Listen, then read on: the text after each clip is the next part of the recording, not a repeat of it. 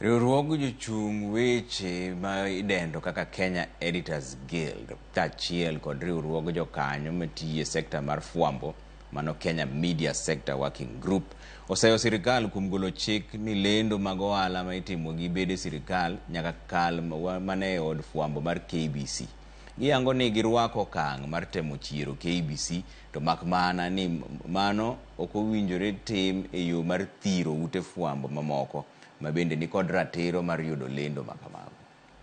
Hauwezi kukandamiza vyombo vingine vya habari nchini kwa misingi kwamba ama kigezo kwamba kwa kufanya hivyo ndio unafufua KBC. Tunazidi kuweka mashauriano na serikali kuhusu namna ya kufufua KBC.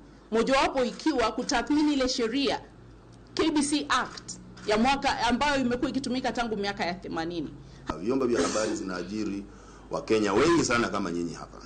Wakati unaanza kutoa sheria ambazo zinaadhibu, ukifikia unaadhibu vyombo vya habari, unanyanyasa wale Wakenya ambao wameajiriwa katika hizo vyombo vya habari. Kwa hivyo tunasema kwamba Profesa Kisiangani kama hana namna labda ama hana mawazo ya kusaidia KBC, tunaweza tumshauri kwa bila kulipa malipo yote.